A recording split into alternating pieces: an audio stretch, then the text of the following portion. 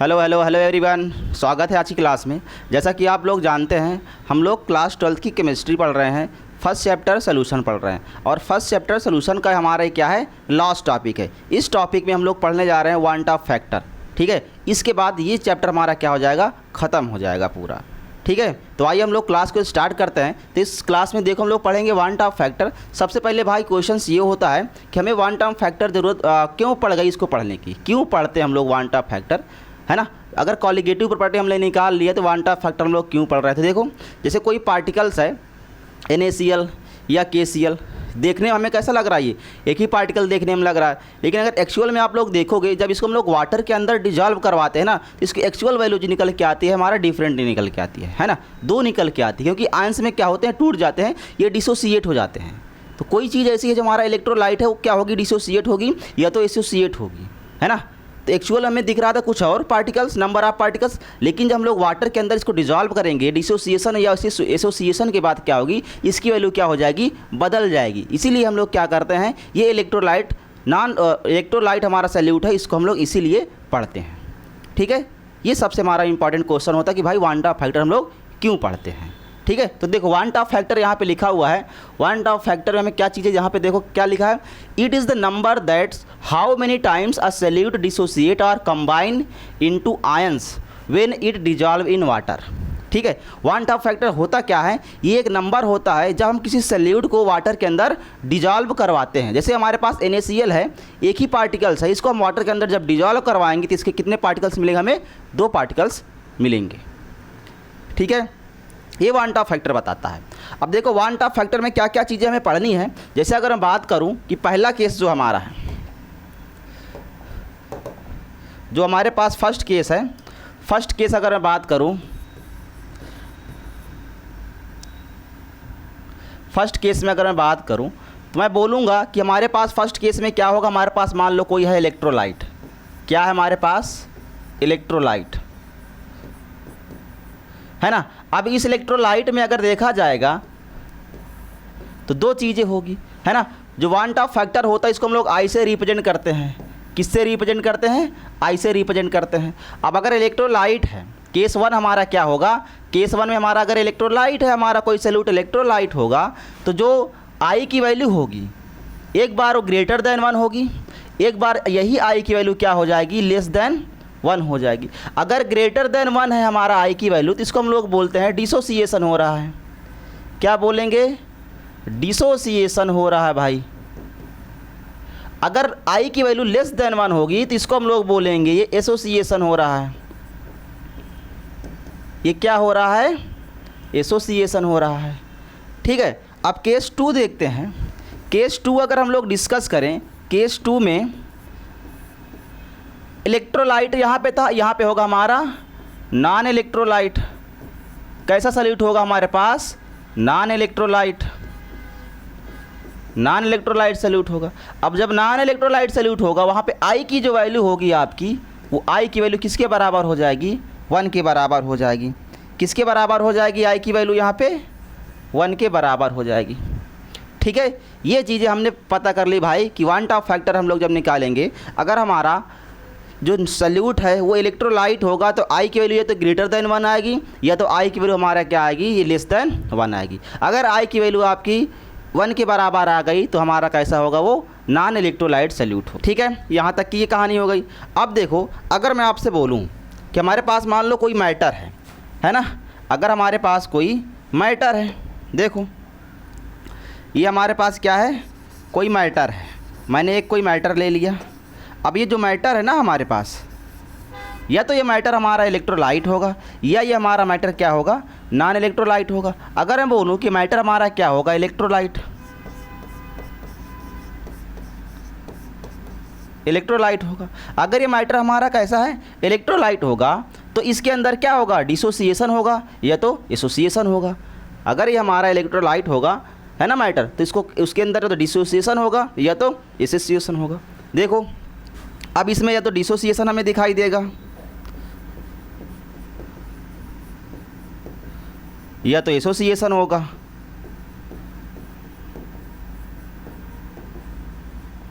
और अगर यही मैटर हमारा कैसा होगा, नॉन इलेक्ट्रोलाइट, कैसा होगा, नॉन इलेक्ट्रोलाइट होगा।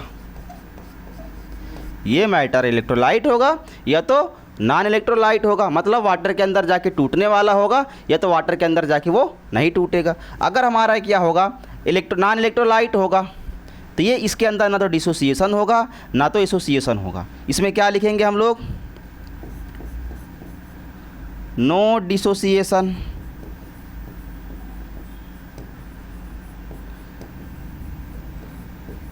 या एसोसिएशन। इसमें कुछ नहीं होगा, ना तो एसोसिएशन होगा ना तो डिसोसिएशन होगा। ठीक है, अब अगर इलेक्ट्रोलाइट हमारा है, कैसा है, इलेक्ट्रोलाइट हमारा है, डिसोसिएशन एसोसिएशन होगा, तो इलेक्ट्रोलाइट हमारा हो सकता है कि इलेक्ट्रोलाइट हमारा हो सकता है कि ये स्ट्रांग इलेक्ट्रोलाइट है ना, स्ट्रांग इलेक्ट्रोलाइट हो सकता है स्ट्रांग इलेक्ट्रोलाइट हो सकता है कि ये वीक इलेक्ट्रोलाइट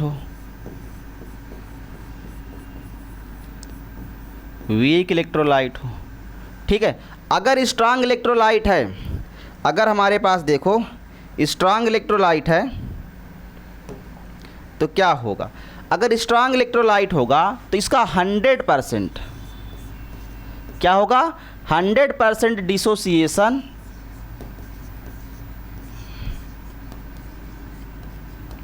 या तो 100% इसका क्या होगा, या तो 100% क्या होगा इसका एसोसिएशन।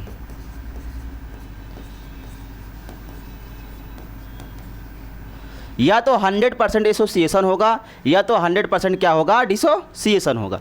अगर वीक इलेक्ट्रोलाइट है, कैसा है वो, वीक इलेक्ट्रोलाइट है, तो इसमें क्या लिखेंगे हम लोग,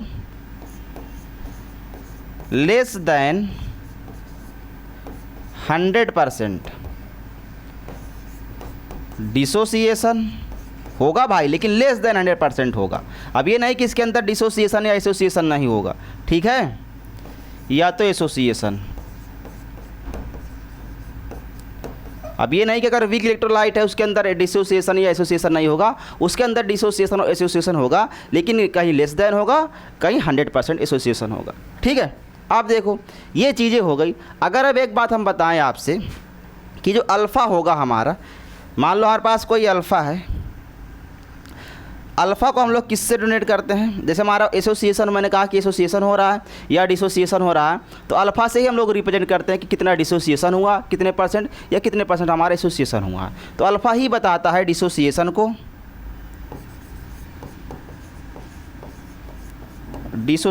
को या फिर एसोसिएशन को। कौन बताता है, अल्फ़ा बताता है। अगर अल्फ़ा को आपको परसेंटेज में लेना है, अब कहीं कहीं हमें ऑप्शन में दिखता है नीट वगैरह एग्जाम में कि भाई अल्फ़ा की वैल्यू हमसे पूछता है, लेकिन ऑप्शन हमारा किस में आता है, परसेंटेज में। हमें आंसर किस में बताना होता है, परसेंटेज में बताना होता है। तो अगर परसेंटेज में आपसे आंसर पूछ रहा है तो क्या करना है, इस अल्फ़ा को क्या करना है, आपको फ्रैक्शन में लेना है और उसमें 100 से क्या कर देना है, मल्टीप्लाई कर देना है ना, उसको 100 से क्या कर देना है, मल्टीप्लाई कर देना है। अगर ऐसा कुछ आपके केस में हो रहा है तो ठीक है, ये कहानी थी। आई की वैल्यू हम लोग ऐसे निकालते हैं, ठीक है। आइए अब हम लोग आगे देखते हैं क्या है।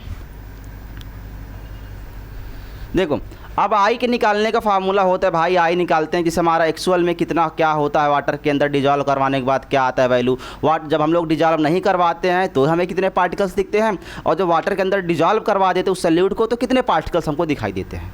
ठीक है, वाटर के अंदर डिजॉल्व करवाने के बाद पार्टिकल्स की वैल्यू क्या हो जाएगी, पार्टिकल्स का नंबर क्या हो जाएगा, बदल जाएगा। और जब अभी डिजॉल्व नहीं करवा रहे हैं उस सॉल्यूट को, उसके पहले देखेंगे तो उसकी वैल्यू कुछ और होगी। ठीक है, आइए देखो, number of particles after dissociation या एसोसिएशन।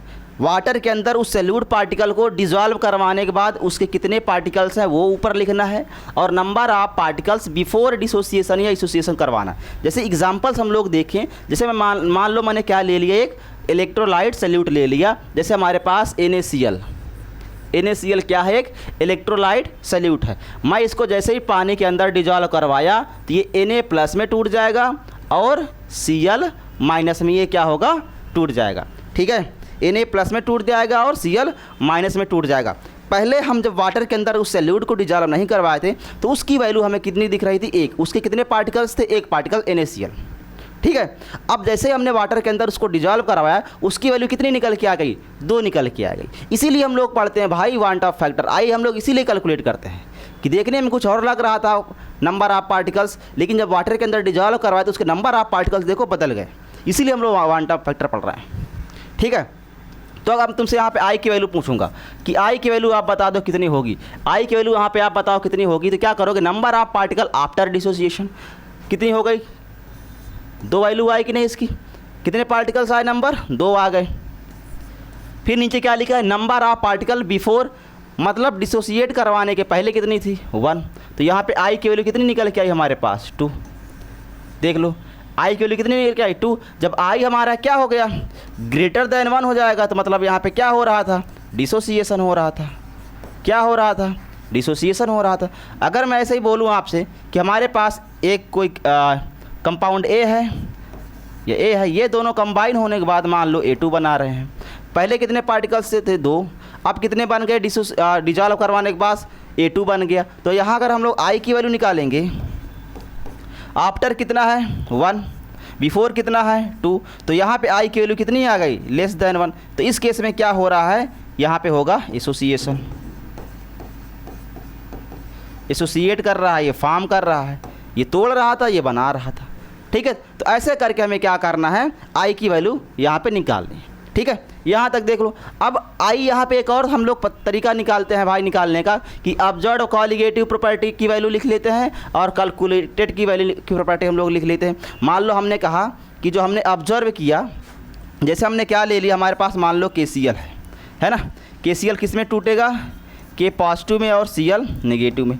तो अगर हम लोग बोले कि जो ऑब्जर्व वैल्यू हमारे पास कितनी निकल के आई है, जो हमने ऑब्जर्व किया है ना, इसमें ऑब्जर्व क्या हुआ, मान लो हमारे पास 2x निकल के आई है, और इसकी जो कैलकुलेट किया वैल्यू, कैलकुलेटेड वैल्यू जो निकल के आ रही है हमारे पास, जैसे यहाँ पे लिख दूँ मैं, ये क्या है, ऑब्जर्व वैल्यू है, ऑब्जर्व वैल्यू है, ये हमने ऑब्जर्व किया कि ये वैल्यू ये है। और कैलकुलेटेड वैल्यू जो हमारे पास निकल के आई,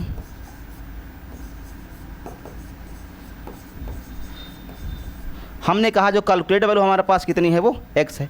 तो अगर हम लोग इसको निकालेंगे यहाँ पे i की वैल्यू, जब यहाँ पे i की वैल्यू आप निकालोगे तो क्या लिखोगे, 2x और x, 2s और x लिखोगे, तो यहाँ पे i की जो वैल्यू निकल के आएगी हमारे पास कितनी आएगी, 2 निकल के आ जाएगी। तो यहाँ पे हम लोग इसको ऐसे भी निकाल सकते हैं, ऑब्जर्व्ड वैल्यू दिया होगा और कैलकुलेटेड वैल्यू यहाँ पे दिया होगा, वैसे भी करके हम लोग इसको निकाल सकते हैं। ठीक है, ये चीज़ रहा यहाँ पे। अब देखो कुछ आगे चीज़ है इंपॉर्टेंस है, उसको हम लोग पढ़ते हैं। देखो जैसे हम लोग पढ़ेंगे स्ट्रांग इलेक्ट्रोलाइट या वीक इलेक्ट्रोलाइट क्या होता है, तो देखो अगर हम लोग बात करें कि हमारे पास क्या है, स्ट्रांग इलेक्ट्रोलाइट, अगर केस हमारा किसका बन रहा है, स्ट्रांग इलेक्ट्रोलाइट का, कैसा है, स्ट्रांग इलेक्ट्रोलाइट,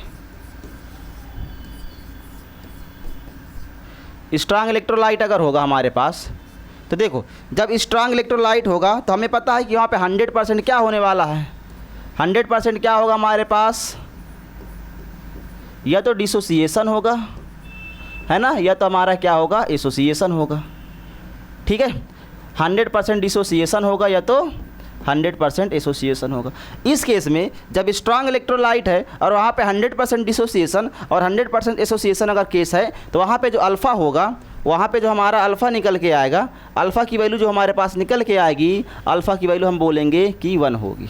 अल्फ़ा की वैल्यू कितनी होगी, 1 होगी। ये आपको याद रखना है कि अगर 100% डिसोसिएशन और 100% एसोसिएशन हो रहा है तो उस केस में अल्फ़ा की वैल्यू हमारी कितनी होगी, 1 होगी। चलो देखो, अब स्ट्रांग इलेक्ट्रोलाइट था, अल्फ़ा की वैल्यू कितनी आ गई, 1 आ गई। तो अगर हम यहाँ आई की वैल्यू हमसे निकालने के लिए बोल रहे हैं कि डिसोसिएशन केस में बताओ क्या होगा, आपने बता दिया भाई डिसोसिएशन हो रहा है। अगर डिसोसिएशन हो रहा है तो अब यहाँ पे आपको आई की वैल्यू कैसे निकालना है, तो आई की जो वैल्यू होगी हमारी, आई की वैल्यू हम लोग किसके बराबर बोलेंगे, जो आई की वैल्यू होगी हमारी किसके बराबर हो जाएगी, एन के बराबर हो जाएगी। आई की वैल्यू किसके बराबर हो जाएगी, एन के बराबर हो जाएगी। और एन यहाँ पे क्या होगा हमारा,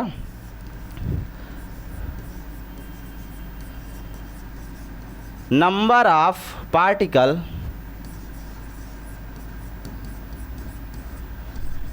आफ्टर डिसोसिएशन। n क्या है हमारा? Number of particle after dissociation. और अगर यही दूसरा केस अगर हम लोग बात करें कि हम एसोसिएशन के केस में कैसे निकालेंगे आई की वैल्यू, एसोसिएशन के केस में हम लोग आई की वैल्यू कैसे निकालेंगे? तो जब एसोसिएशन का केस आएगा ना आई की वैल्यू के लिए, तो वहाँ पे आप क्या करोगे?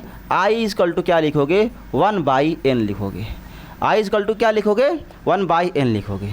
और n यहाँ पे हमारा क्या हो जाएगा? नंबर ऑफ पार्टिकल्स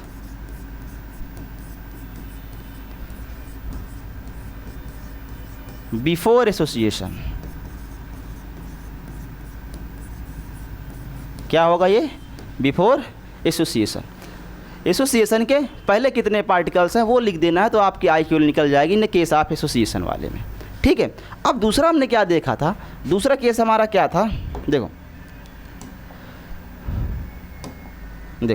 दूसरा हमारे पास क्या था कि अगर हमारे पास क्या यही पढ़ना है, यहाँ से आपको यहाँ क्वेश्चन से आपको अगर पूछेगा ना तो यहीं से पूछेगा, यहाँ से तो क्वेश्चन नहीं पूछेगा। हमसे क्वेश्चन पूछेगा वीक इलेक्ट्रोलाइट से, तो हमें वीक इलेक्ट्रोलाइट को ध्यान से सुनना है और समझना है। देखो वीक इलेक्ट्रोलाइट का केस क्या हो जाएगा? जब केस हमारा आएगा वीक इलेक्ट्रोलाइट का,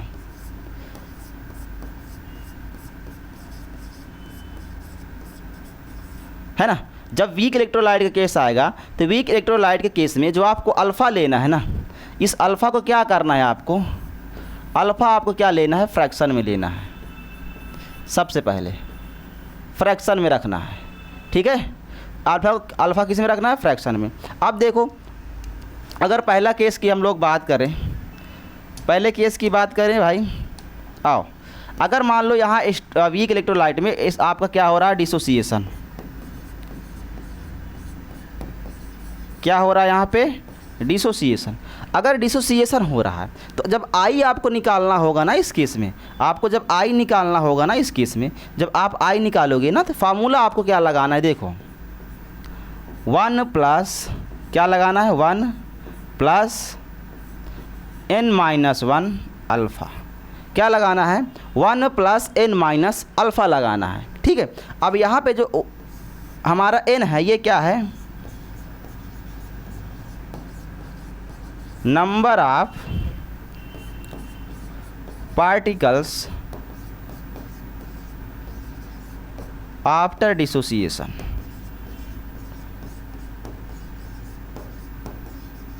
क्या है वो? आफ्टर डिसोसिएशन है। ठीक है। आफ्टर क्या है वो? डिसोसिएशन है।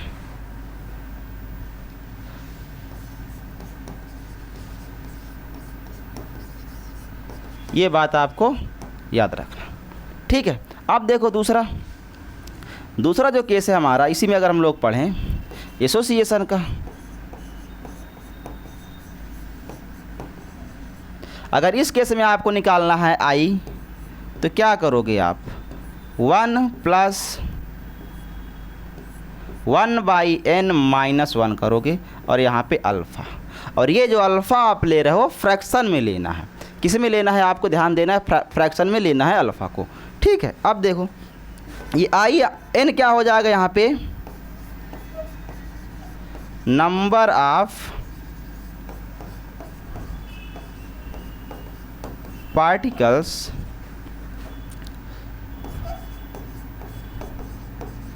Before association. क्या हो जाएगा ये?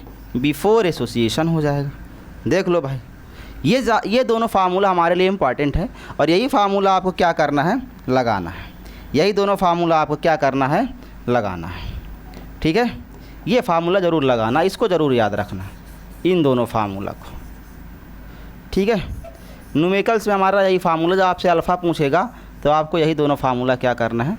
लगाना है। ठीक है। अब देखो यहाँ तक की बात समझ में आ गई। अब आगे हम लोग क्या डिस्कस करने वाले हैं? ठीक है। आओ हम लोग देखते हैं आगे। आ जाओ। देखो अब एक टर्म और आता है कि हम लोग जैसे हम लोग निकालते हैं आई की वैल्यू, तो एनसीईआरटी बुक में दिया है कि आई की वैल्यू हम लोग मोलर मास के टर्म में निकालते हैं या एबनॉर्मल मोलर मास के टर्म में निकालते हैं। तो वैसे अगर हम निकालना होगा तो आई की वैल्यू देखो हम लोग कैसे निकालेंगे, है ना। अब हमें अगर आई की वैल्यू निकालना है इसके टर्म में, तो आई इक्वल टू हम लोग लिखेंगे नॉर्मल मोलर मास, है ना, नॉर्मल मोलर मास।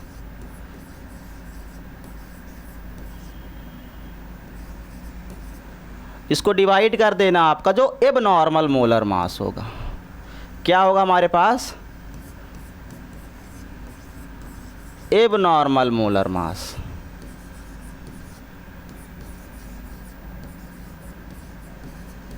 ठीक है, अब देखो इस केस में दो चीज़ें हमें दिखाई देगा, है ना, या तो हमारा जो आई होगा ग्रेटर देन 1 होगा, या तो जो हमारा आई होगा ये क्या होगा, लेस देन 1 होगा।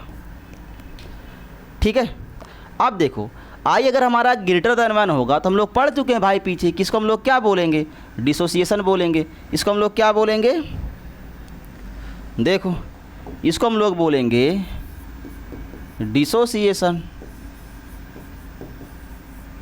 ठीक है, और इसको हम लोग क्या बोलेंगे, इसको बोलेंगे एसोसिएशन। इसको एसोसिएशन बोल देंगे, इसको डिसोसिएशन बोलेंगे और इसको एसोसिएशन बोलेंगे। अब इस केस में अगर हम लोग देखें, देखो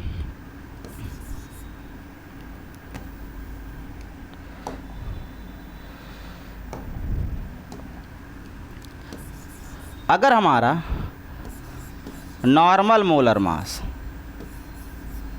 डिवाइड कर दें इसको हम लोग एबनॉर्मल मोलर मास से, तो ये हमारा क्या होगा, 1 से बड़ी वैल्यू आएगी। तो इसी तरह हम लोग क्या लिख सकते हैं कि जो हमारा नॉर्मल मोलर मास है ना, इसको इधर मल्टीप्लाई करवा देंगे तो क्या आएगा, ये एबनॉर्मल मोलर मास। तो डिसोसिएशन वाले केस में जो नॉर्मल मोलर मास होगा वो ज़्यादा होगा एबनॉर्मल मोलर मास से। ठीक है, अब देखो यहाँ पे अगर हम लोग देखें कि जो नॉर्मल मोलर मास है और जो हमारा एबनॉर्मल मोलर मास है क्या होगा, ये लेस देन क्या होगा, 1 होगा। ठीक है, अब अगर हम लोग देखें कि जो नॉर्मल मोलर मास है एसोसिएशन वाले केस में एबनॉर्मल मोलर मास से क्या है, कम है। देखो ज़रा, ये अगर डिसोसिएशन का केस है तो आपका जो नॉर्मल मोलर मास है वो क्या होगा, ज़्यादा होगा, और अगर एसोसिएशन का केस है तो आपका जो नॉर्मल मोलर मास है वो क्या होगा, एबनॉर्मल मोलर मास से क्या होगा, कम होगा। सॉरी, एबनॉर्मल से कम होगा नॉर्मल, और एबनॉर्मल हमारा इस वाले केस में क्या होगा, ज़्यादा होगा। ठीक है, अब देखो जैसे हम लोग कॉलीगेटिव प्रॉपर्टी पढ़े हैं, जितनी भी कॉलीगेटिव हम लोग प्रॉपर्टी पढ़ के आए हैं, 4 इंपॉर्टेंट कॉलीगेटिव प्रॉपर्टी हमने डिस्कस किया है, तो उसको हम लोग यहाँ एक बार फार्मूला लिख लेते हैं कि जो हम लोगों ने पढ़ा है कॉलीगेटिव प्रॉपर्टी। ठीक है, क्या हम लोग पढ़े थे,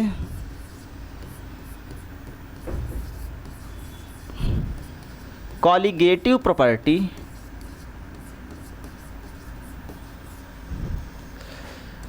फार्मूला, कॉलीगेटिव प्रॉपर्टी फार्मूला। ठीक है, किसके लिए है ये कॉलीगेटिव प्रॉपर्टी फार्मूला, हम लोग अगर बात करें ये फार्मूला हम लोग लिखेंगे किसके लिए, नॉन इलेक्ट्रोलाइट के लिए। किसके लिए, नॉन इलेक्ट्रोलाइट। नॉन इलेक्ट्रोलाइट में जैसे हम लोग किसके लिए लिख सकते हैं, नॉन इलेक्ट्रोलाइट में जैसे हमारे पास क्या हो गया, यूरिया।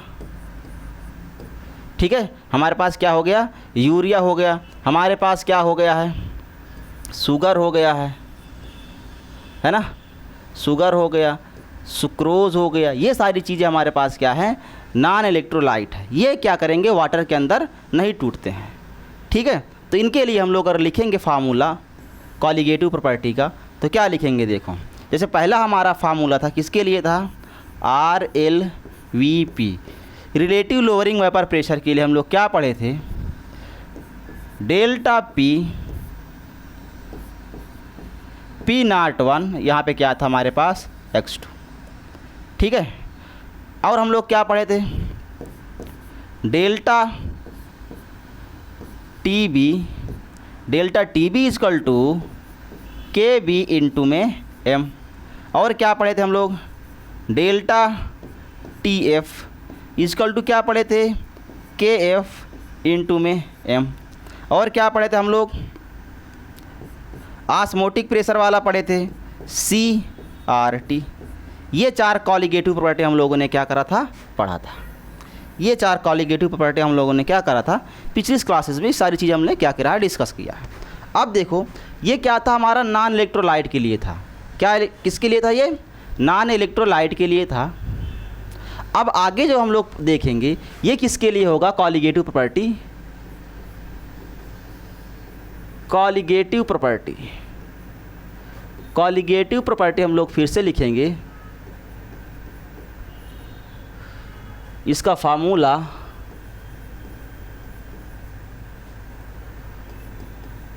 फॉर इलेक्ट्रोलाइट, किसके लिए, इलेक्ट्रोलाइट के लिए।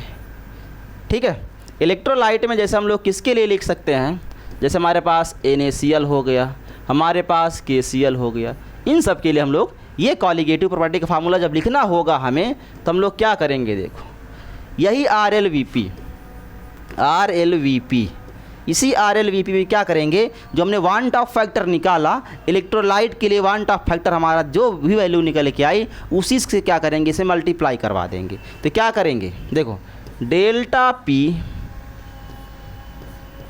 P01, अब आई जो हमारा x2 है ना, यहाँ पे x2 में हम लोग क्या कर देंगे, आई से क्या करवा देंगे, मल्टीप्लाई करवा देंगे, क्योंकि जो हमारा इलेक्ट्रोलाइट होगा वहाँ पे उसकी वैल्यू क्या हो जाएगी, बदल जाएगी। ठीक है, ऐसे हम लोग डेल्टा TB के लिए करवाएंगे, डेल्टा TB के लिए करवाएंगे। अब यहाँ पे KB होता है, KB इंटू M होता है। अब इसी हम लोग क्या करना है, आई वांट ऑफ फैक्टर से मल्टीप्लाई करवा देना है। डेल्टा TF के लिए क्या करेंगे, I into KF, I into में क्या करेंगे, KF इंटू में M। ठीक है, अब ऑस्मोटिक प्रेशर के लिए भी आप यही लिख सकते हो, ऑस्मोटिक प्रेशर के लिए भी आप यही लिख सकते हो, देखो ICRT। तो ये हमारा क्या है, जब नॉन इलेक्ट्रोलाइट केस में आप कॉलिगेटिव प्रॉपर्टी का फार्मूला लिखोगे तो आप ये फार्मूला लिखोगे, और ऐसे करके हमें क्या करना है, कैलकुलेट कर लेना सारी चीज़ें। ठीक है, अब देखो हम लोग क्वेश्चंस करते हैं, है ना, जितने फार्मूले हमने पढ़ा, जितने भी कॉन्सेप्ट हमने अभी पढ़ा, उन पे हम लोग क्वेश्चन भी करते हैं। आ जाओ, देखो पहला क्वेश्चन यहाँ पे दिया है, calculate the apparent degree of ionization. अब देखो डिग्री ऑफ आयोनाइजेशन को हम लोगों ने क्या बताया था कि जो डिग्री ऑफ आयोनाइजेशन होगा हमारे पास, ये डिग्री ऑफ आयोनाइजेशन को हम लोग अल्फ़ा से रिप्रेजेंट करते हैं। डिग्री ऑफ आयोनाइजेशन को हम लोग किससे रिप्रेजेंट करते हैं, अल्फ़ा से रिप्रेजेंट करते हैं। ऑफ एन इलेक्ट्रोलाइट, अब इलेक्ट्रोलाइट की बात की गई है यहाँ पे, किसकी बात की गई, देखो इलेक्ट्रोलाइट। अब इलेक्ट्रोलाइट अगर है तो ये क्या करेगा, देखने हमें लग रहा है कि ये एक पार्टिकल है, हमें देखने में कैसा लग रहा है, ये एक पार्टिकल है, लेकिन जब इसको हम लोग वाटर के अंदर डिसोसिएट करवाएंगे तो नंबर ऑफ पार्टिकल्स क्या हो जाएंगे, बदल जाएंगे। ठीक है, देखो जैसे अगर इसकी बात करूं, पहले क्वेश्चन पढ़ लेते हैं एक बार। In water if the observed molar mass of the solute by the measuring elevation in boiling point is 50 gram per mole, तो normal molar mass of the solute 150 gram per mole है।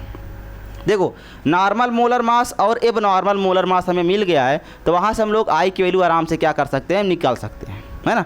अभी हमने पढ़ा था कि अगर नॉर्मल मोलर मास और एब नॉर्मल मोलर मास का फार्मूला अगर हमें पता है आई, तो वहाँ से हम लोग आराम से निकाल सकते हैं। तो यहाँ पे चीज़ें दिया है, तो पहला हम लोग क्या काम करना है, आई ही निकालना है। पहला हमारा काम इसी में होगा कि जो हमारा नॉर्मल मोलर मास है ना, नॉर्मल मोलर मास, जो हमारा नॉर्मल मोलर मास है, इसको क्या करना है, एब नॉर्मल से क्या कर देना है, डिवाइड करना है।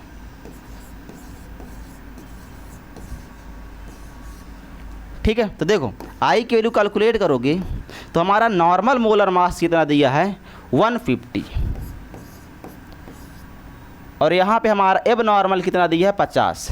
तो आप इसको जब कैलकुलेट करोगे तो कितना निकल के आएगा, ये 3। यहाँ पे आई की वैल्यू हमारे पास कितनी मिल गई, 3। आई की वैल्यू कितनी मिल गई हमारे पास, 3।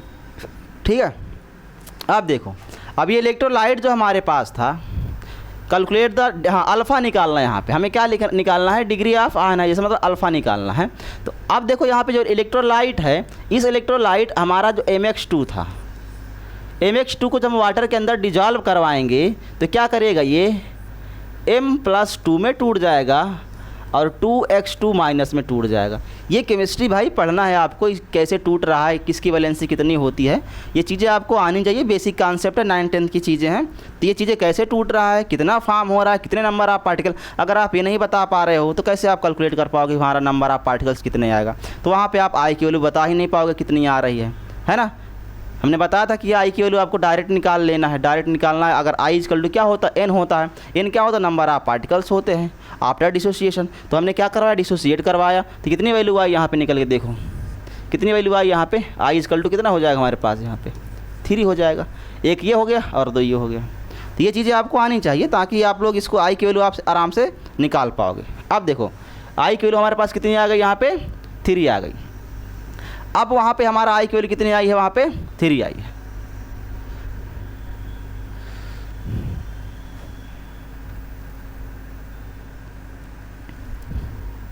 ठीक है, देखो अब तो यहाँ पे हमारा जो n हो जाएगा, n की वैल्यू कितनी हो जाएगी यहाँ पे 3, n की वैल्यू कितनी हो जाएगी यहाँ पे 3। अब देखो, अब यहाँ पे अगर हमने देखा कि i की वैल्यू जो हमारे पास आई है ग्रेटर देन 1 आ रही है। अगर i की वैल्यू ग्रेटर देन 1 आएगी तो क्या होगा, ये डिसोसिएशन होगा कि एसोसिएशन होगा, बता दो ज़रा। अगर i की वैल्यू ग्रेटर देन 1 आ रही है तो हमारा क्या होगा, डिसोसिएशन।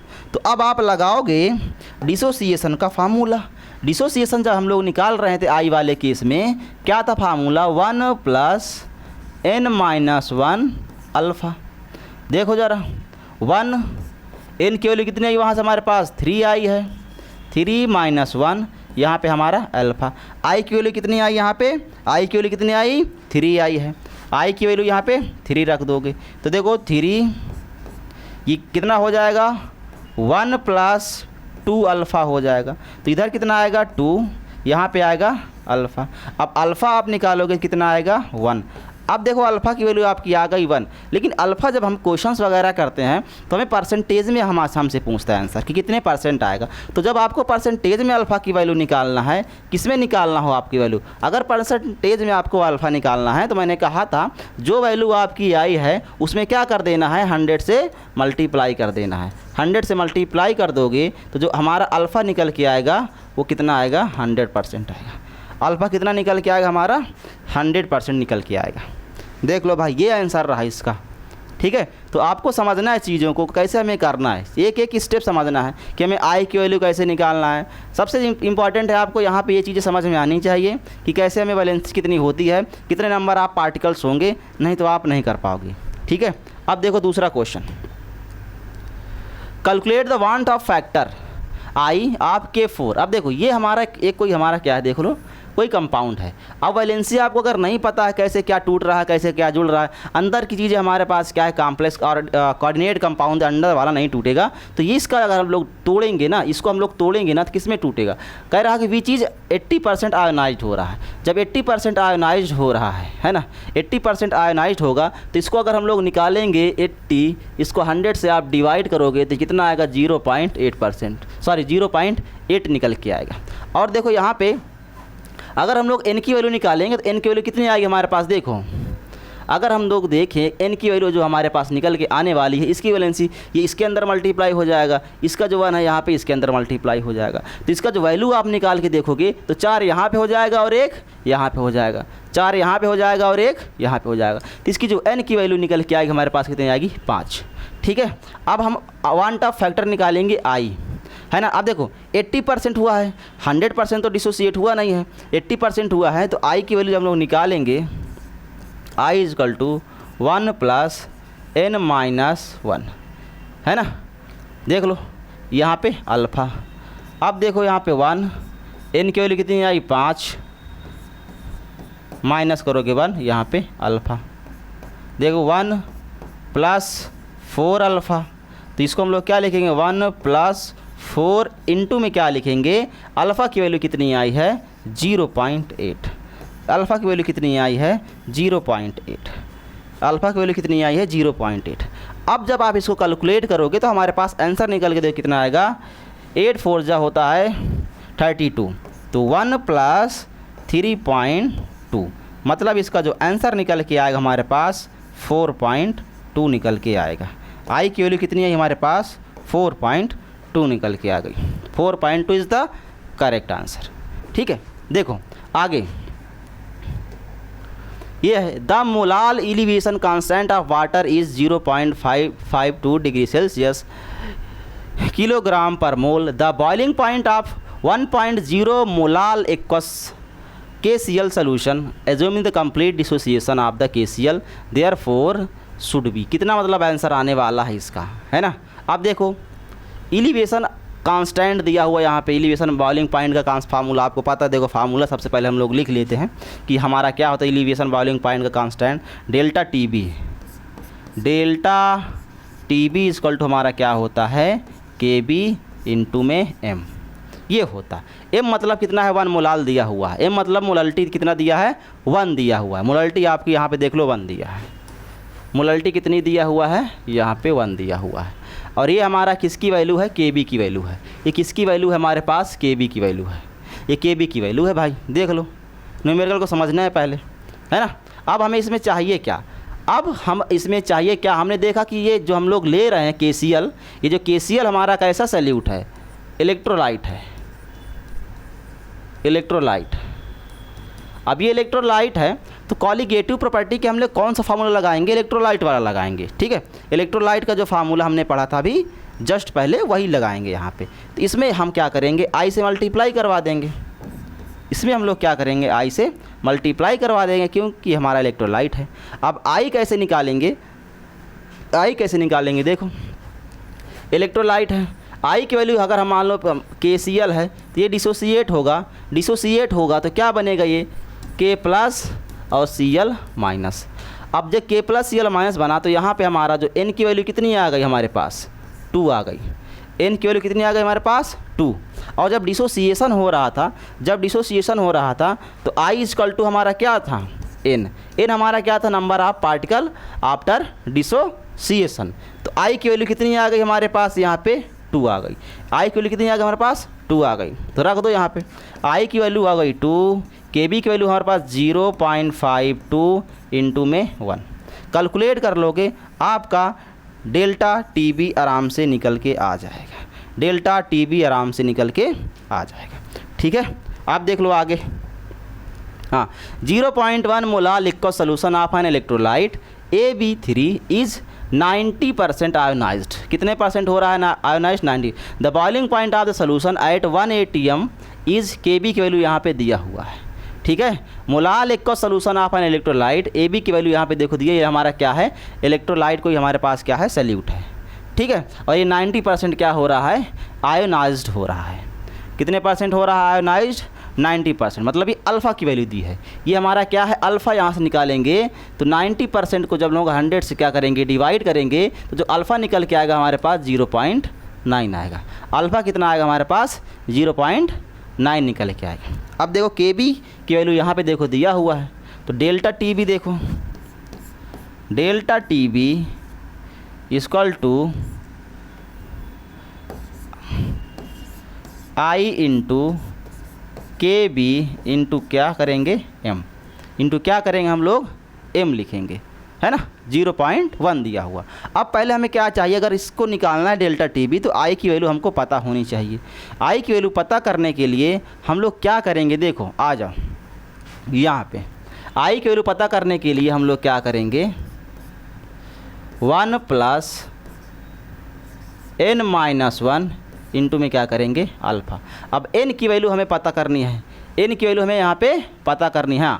अब N की वैल्यू पता करने के लिए देखो हमारे पास इलेक्ट्रोलाइट दिया हुआ है। अब ये इलेक्ट्रोलाइट जब टूटेगा तो N की वैल्यू हमको मिल जाएगी। कैसे मिल जाएगी, देख लो जरा यहाँ पे, जब AB को आप क्या करोगे, AB3 है, इसको आप जब डिसोसिएट करोगे तो क्या करेगा, ये 3AB+ में टूट जाएगा और ये B- में टूट जाएगा, 3AB+ में टूट जाएगा और B- में टूट जाएगा। तो टोटल जो N की वैल्यू हमारे पास यहाँ से जो निकल के आएगी, कितनी आएगी, N की वैल्यू आएगी हमारे पास 4 आएगी। तो N की वैल्यू कितनी आ गई हमारे पास, 4। 1 + 4 - 1 अल्फ़ा। देख लो ज़रा, 1 + 3 अल्फ़ा। अब अल्फ़ा की वैल्यू हमारे पास दिया हुआ है, अल्फ़ा की वैल्यू हमारे पास क्या है 0.9 है। अल्फ़ा की वैल्यू कितनी है 0.9 है। देख लो ज़रा, अल्फ़ा की वैल्यू कितनी है हमारे पास 0.9 है। जब आप इसको कैलकुलेट करोगे तो 1 प्लस कितना हो जाएगा 2.7। अब इसको करेंगे हम लोग तो 3.7 आ जाएगा। आई की जो वैल्यू निकल के आई हमारे पास कितनी आई 3.7 आई। अब आ जाओ इधर, आप रख लो भाई 3.7 इंटू के बी की वैल्यू हमारे पास दिया है 0.52, एम की वैल्यू हमारे पास कितना दिया है 0.1। अब आप कैलकुलेट करोगे तो आपका आंसर ईजिली मिल जाएगा। देख लो सर, तो ये थी कहानी इस क्वेश्चंस की। आप क्वेश्चन को समझ पाओगे तो आराम से क्वेश्चन सॉल्व कर पाओगे, कोई मुश्किल नहीं होता है। कॉन्सेप्ट को समझना है, आई कैसे निकालना है, अल्फ़ा कैसे निकालना है, ये सारी चीज़ें आपको पता करना है। और इलेक्ट्रोलाइट केस होगा तो आपको ये फार्मूला यूज़ करना है। ठीक है, अब मिलते हैं नेक्स्ट चैप्टर में इलेक्ट्रोकेमिस्ट्री में। ठीक है, आज की कहानी को यहीं पे समाप्त करते हैं। अब हम लोग मुलाकात करेंगे अपना अगले टॉपिक में, मतलब अगले चैप्टर में मिलेंगे। ठीक है, अब इस चैप्टर के न्यूमेरिकल्स के आपको क्या करना है, प्रैक्टिस करना है ना। अब मिलते हैं अगले चैप्टर में इलेक्ट्रोकेमिस्ट्री में। Thank you and have a nice day.